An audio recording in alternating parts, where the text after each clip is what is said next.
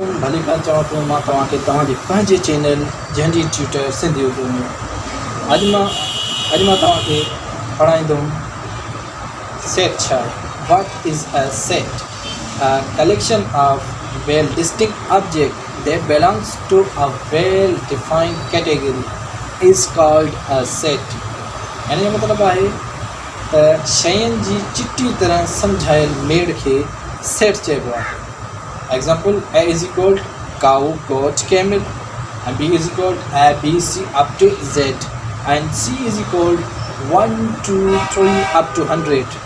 यानी मक़सदु आहे तव्हांखे ख़बर पइजी वई हूंदी त A सेट आहे जंहिंमें आहिनि गऊं, बकरी, ऊठ, ऐं जेको B सेट आहे उन जा मेंबर आहिनि A, B, C up to Z, माना Z ताईं।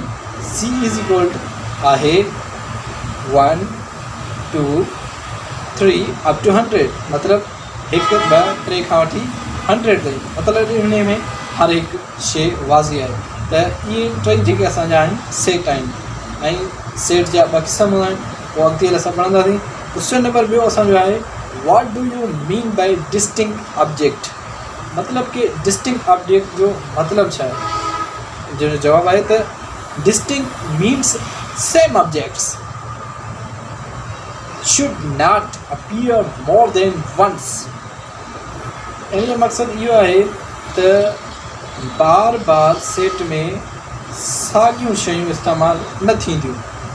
For example, set of letters of the symbol word symbol is S, M, A, L, bracket over. As you will see in the example, the letters is written only once.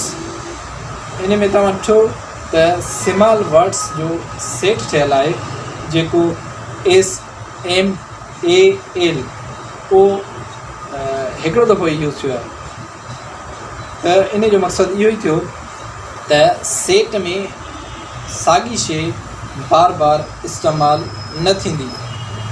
मां आहियां तव्हांजो teacher अहसान। अगरि तव्हां मुंहिंजो channel subscribe न कयो आहे त सब्सक्राइब कयो ऐं मैथमेटिक्स जे बारे में सिंधी उर्दू वीडियो ॾिसंदा रहियो। अल्लाह हाफ़िज़।